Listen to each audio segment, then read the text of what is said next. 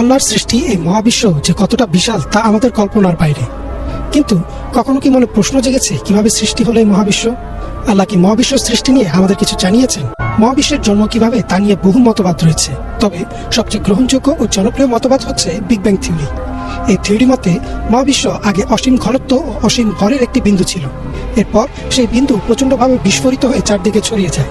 সে সময় মহাবিশ্বে কোনো গ্রহ বা নক্ষত্র ছিল না, ছিল শুধু পিওর এনার্জি। সেখান থেকে জন্ম নেয় পরমাণু, এরপর নক্ষত্র, গ্রহ, ছায়াপথ ইত্যাদি। 1929 সালে এডউইন হাবল সর্বপ্রথম দেখেন যে মহাবিশ্ব আসলে প্রসারিত হচ্ছে। এর আগে ধারণা করা হতো মহাবিশ্ব স্থির। এডউইন হাবল টেলিস্কোপ আবিষ্কার করে দেখতে পান যে নক্ষত্র, গ্যালাক্সি ইত্যাদি একে অপর থেকে দূরে সরে যাচ্ছে, আর তাকেই বলা হয় এই তত্ত্বের আবিষ্কারক।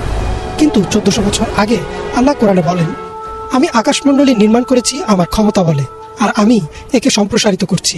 অর্থাৎ এডউইন হাবলের আবিষ্কারেরও প্রায় 1300 বছর আগে আল্লাহ কোরআনে স্পষ্টভাবে বলে দেন যে মহাবিশ্ব সম্প্রসারিত হচ্ছে। এডউইন হাবলের সম্প্রসারণ তত্ত্বের উপর ভিত্তি করে জর্জ লেমেত্রি ভাবলেন, যেহেতু মহাবিশ্ব সম্প্রসারিত হচ্ছে, তাহলে হয়তো পূর্বে তা আরো কাছাকাছি ছিল, এবং এইভাবে পেছনে যেতে যেতে এমন এক সময় পাওয়া যাবে যখন মহাবিশ্ব একটি বিন্দুতে ছিল, আর সেই বিন্দুর ভর ও ঘনত্ব ছিল অসীম। এরপর এক বিস্ফোরণের মাধ্যমে জন্ম নেয় মহাবিশ্ব। 1931 সালে তিনি প্রকাশ করলেন বিখ্যাত বিগ ব্যাং থিওরি, যা পরবর্তীতে স্টিফেন হকিংও সমর্থন করেন। তবে কোরআনে আল্লাহ বলেন, অবিশ্বাসীরা কি দেখে না যে আকাশ ও জমিন একসঙ্গে মিশেছিল এবং আমি তাদের উন্মুক্ত করে দেই এবং প্রাণবন্ত সবকিছু সৃষ্টি করি পানি থেকে, তবু কি তারা ঈমান আনবে না? আল্লাহ বলছেন যে আকাশ ও জমিন একসাথে সংযুক্ত ছিল এবং পরে তা উন্মুক্ত করা হয়, ঠিক যেমনটা বলা হচ্ছে বিগ ব্যাং থিওরিতে, যার অর্থ হচ্ছে জর্জ লেমেত্রির থিওরিরও 1300 বছর আগেই আল্লাহ কোরআনে জানিয়ে রেখেছেন বিগ ব্যাং এর কথা। এইসব ঘটনা, এইসব প্রমাণ একজন ইমানদারের ইমানকে আরো দৃঢ় করে, আর যারা পথভ্রষ্ট তাদের পথ দেখায়। কোরআনে বর্ণিত এমন বৈজ্ঞানিক নিদর্শন দেখে ইসলাম গ্রহণ করেছেন বহু অমুসলিম বিজ্ঞানী।